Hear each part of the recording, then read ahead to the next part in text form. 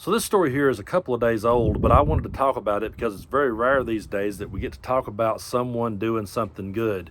I'm sure most of you have saw or maybe heard about the viral video of the Texas knife shop owner who refused to repair a Nazi knife. It was, as far as I know, like a Hitler Youth knife. And a lady brought it in and she wanted to have it repaired and wanted that emblem put on it. And his response just swept the internet, and it's great to see. So let's take a look at that, and then we're going to talk more about it. What are we wanting to put on? Okay, Hitler Youth knife. I need the emblem out of that to go into this knife. You won't You won't do it? No. Oh, really? Huh? Yeah. No, not so. Okay. No. Okay, no problem. If you wanted a modern German forestry seal or something in it, I will denazify it. But I won't renazify it. Okay, no problem. Okay. You see, folks, that right there is how it's done, and I love seeing it. I was actually surprised, and that's one of the parts about this video I really want to talk about. It was surprising to see someone doing something good. It was surprising to see someone doing the right thing. It was surprising to see someone rejecting that type of thing. And I'm going to be honest with you, I didn't dig too deep into Jonathan Sibley, the bladesmith. I didn't dig too deep into him. I don't know who he voted for or what his opinion is on every single issue. But I did read one quote from him where he said, "I thought we had already decided this shit 80 years ago." And that's the entire point. I thought we had too. I thought that we had all agreed that the Nazis were bad. And I never thought we'd be in a position where people would use their salute to troll and mock people and make fun of people. I never thought we would be in a place where their voices gets amplified without people shutting them down. I go back to the whole Charlottesville fiasco that happened. The name of that event was called Unite the Right. So when they decided to unite the right, Nazis showed up. And they could sit there and say all day long, well, we were here to protest the Confederate statues coming down. Okay, if that's what you were there for, you got every right to protest for whatever you want to protest for or against. Go for it. I'm not stopping you. But you were uniting with a group of people that I thought we were all unanimously behind. And everybody that wants to spin the Confederate flag as their heritage, there's no way that you can say that the Nazis are your heritage, so why are you standing alongside them? I'm with Jonathan Sibley on this one. I thought this is something we were in agreement with a long time ago. So I didn't dig too deep into the guy. If there's someone in the comment section right now saying he's a Trump supporter or saying that he voted for Trump once or saying that, you know, he hates country music or whatever the hell, I don't care, because what I really truly care about is the fact that he wouldn't repair a knife like that, and he just called it out for what it was. I won't do that. And I loved how he said, you know, I will denazify shit, I won't Nazify. I love the fact that, hey, if you've got something you want me to take it off of, I'll be glad to take it off and throw it in the trash, but I'm not going to repair it. And, you know, I think a lot about not just knife owners, but I think about tattoo parlors. I think about, you know, I think about people that do graphics designs and have someone call upon them to do something like that. And I actually knew a tattoo artist once that did one of mine, who talked about how that, you know, there was people in town that would do those kind of things, but he wouldn't. You know, he's like, I flat refuse to do those kind of things. But, you know, if someone wants it, there's people in this town that will do it. And that's truly disturbing that there are, because, again, we should have all been against this from day one. This is something that it shouldn't even be up for discussion in my mind. You know, we can always talk about our grandfathers fighting and damn near dying to come home to us. We can talk about that all day long, but hating Nazis has always been an American thing. And I didn't think hating Nazis was Democratic or Republican or left versus right. I just thought that was something we were all in agreement on.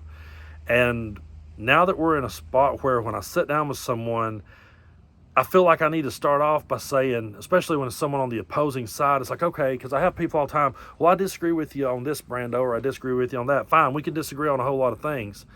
But I never thought I would get to a point in America where I would have to say, do you have a problem with Nazis? You know, I never thought that I would come to the point where I would have to ask that question before continuing. Because I can sit and talk to people I disagree with all day long. But if they start making excuses for that, if they start making apologies for that, and they're okay with standing beside that at rallies, then we can't be friends. We can't be friends, and I can't agree to disagree with you on that. And if there's people out there saying that's narrow-minded or closed-minded, so be it. I do not care. I will cut people out of my life in a heartbeat if I see them embracing and going along with that kind of crap. Because like Jonathan said, I thought we already had this figured out 80 years ago. I thought this was something we had already dealt with and we would move past it. And that's the whole problem with Elon Musk and all these people, that it may be, in their minds, it may be trolling. Maybe they're just trying to own the libs. But those groups are sitting back watching it, and they're getting excited, and they're hearing their voices heard again, and they're getting louder.